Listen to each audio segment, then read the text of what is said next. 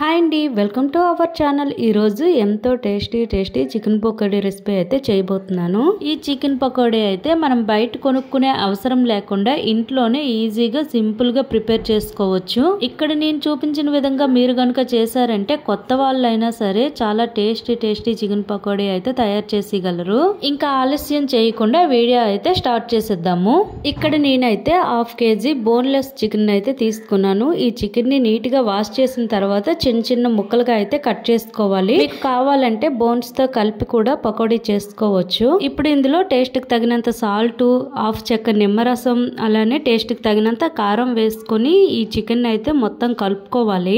ఇలా చికెన్ అంతటినీ కూడా కలుపుకున్న తర్వాత మనకి చికెన్ పకోడీ అనేది క్రిస్పీగా రావాలంటే ఒక 2 టేబుల్ స్పూన్ల దాకా బియ్యం పిండి, ఒక 2 టేబుల్ స్పూన్ల దాకా శనగపిండి, అలానే 2 టేబుల్ స్పూన్ల దాకా కార్న్ ఫ్లోర్ అయితే వేసుకోవాలి. వీటితో పాటు ఒక 1/2 టేబుల్ స్పూన్ గరం మసాలా, అలానే ఒక 1/2 టేబుల్ స్పూన్ జీలకర్ర ధనియాల పొడి కూడా వేసుకొని ఒక 1 టేబుల్ స్పూన్ దాకా అల్లం వెల్లుల్లి పేస్ట్ అయితే వేసుకోవాలి.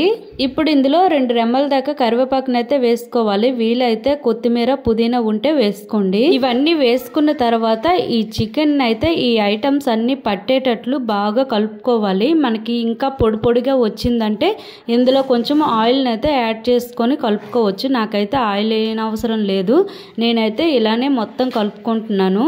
మనం ఎంత మంచిగా కలిపితే మనకి చికెన్ పకోడీ అనేది అంత టేస్టీగా వస్తుంది. ఇలా కలుపుకున్న ఈ చికెన్ అంతటినీ కూడా మనం మినిమం 2 గంటలైనా సరే ఫ్రిడ్జ్లో ఉంచాలి. ఇలా ఉంచితేనే ఈ చికెన్కి ఉప్పు కారం బాగా పడుతుంది. అప్పుడే మనకి చికెన్ పకోడీ అనేది చాలా టేస్ట్గా వస్తుంది.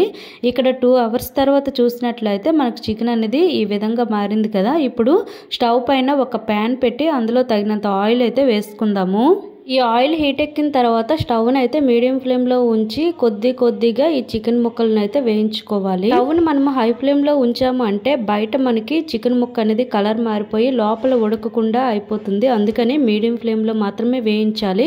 ఈ చికెన్ అనేది మనకి గోల్డ్ కలర్ వచ్చినంత వరకు కూడా వేయించుకోవాలి. ఇక్కడ మనకి చికెన్ అయితే కలర్ మారింది కదా. ఇప్పుడు దీన్ని అంతటినీ కూడా తీసి ఒక ప్లేట్లో అయితే వేసుకోవాలి. ఇలానే మిగిలిన చికెన్ అంతటినీ కూడా పకోడీలా అయితే వేయించుకోవాలి. ఇక్కడ మనకి టేస్టీ చికెన్ పకోడీ అయితే రెడీ అయిపోయింది. చాలా ఈజీగా సింపుల్ గా చేసుకోవచ్చు. వీలైతే మీరు కూడా ఒకసారి మీ ఇంట్లో వాళ్ళకి చేసి పెట్టండి, చాలా ఇష్టంగా తింటారు. మీకు గనుక ఈ వీడియో నచ్చినట్లయితే లైక్ చేయండి, షేర్ చేయండి, సబ్స్క్రైబ్ చేసుకోండి.